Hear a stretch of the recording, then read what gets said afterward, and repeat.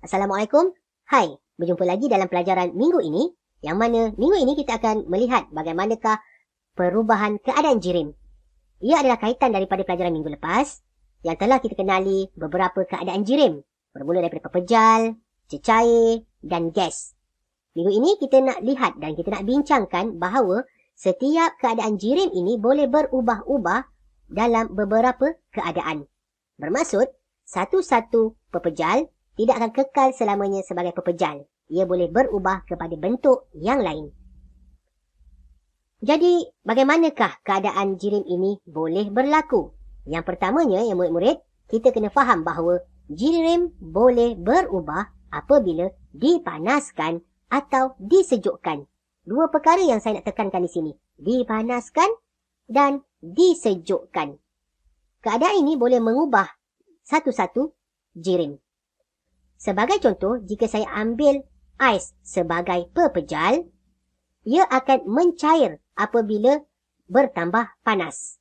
Dan jika bertambah panas cecair ini, air akan berubah menjadi wap air. Manakala, kalau wap air tadi saya sejukkan sedikit, ia akan berubah menjadi cecair. Malah, kalau saya sejukkannya lagi, ia akan menjadi pepejal.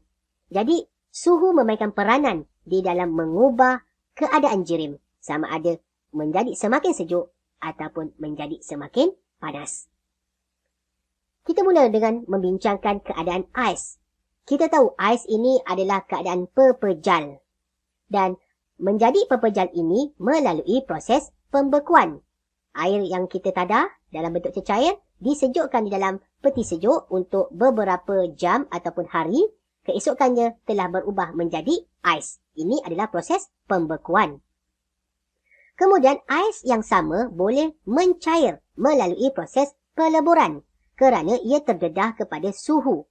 Apabila suhu tadi menjadi panas, ais akan akan bertambah haba menjadi peleburan. Seterusnya, jika air tadi kita panaskan, kita didihkan, maka air tadi akan berubah menjadi uap air.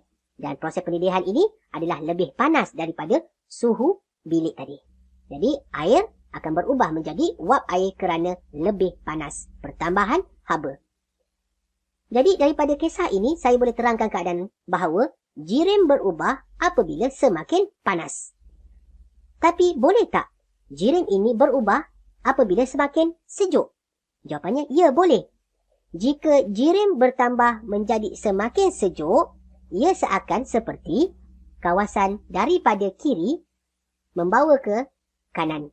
Uap air apabila melalui kawasan yang sejuk, ia akan terkondensasi menjadi uap air. Jadi bagaimana contoh kondensasi ini murid-murid? Kita ambil air sejuk yang kita keluarkan daripada peti sejuk.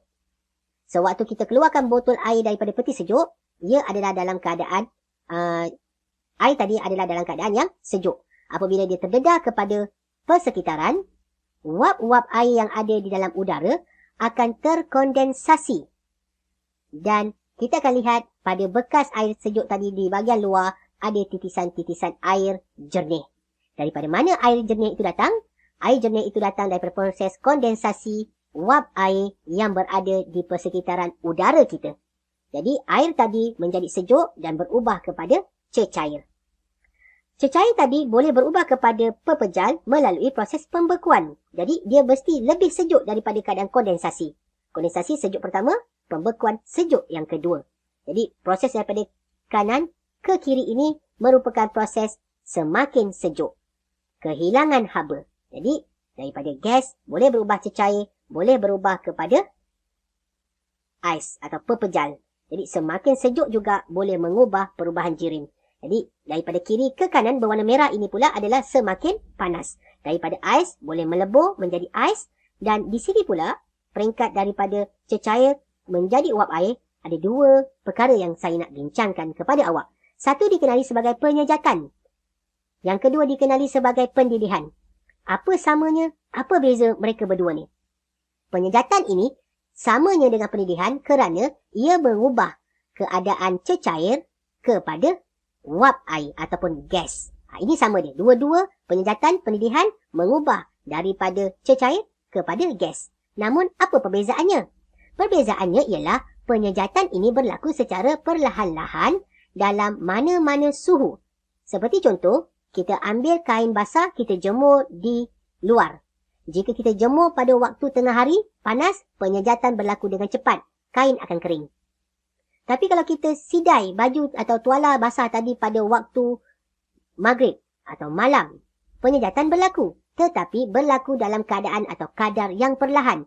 Jadi, kain atau tuala basah tadi boleh kering tetapi lambat kerana penyejatan berlaku lambat. Jadi, penyejatan ini berlaku pada bila-bila masa pada semua suhu.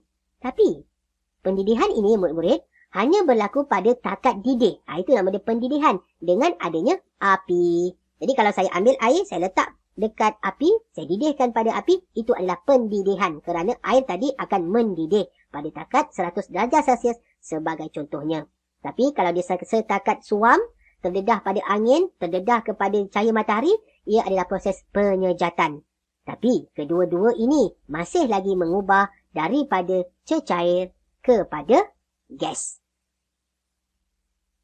Jadi kesimpulan pelajaran kita hari ini ialah jirim boleh berubah apabila menerima haba atau kehilangan haba. Itu sahaja pelajaran kita hari ini. Sekian, terima kasih.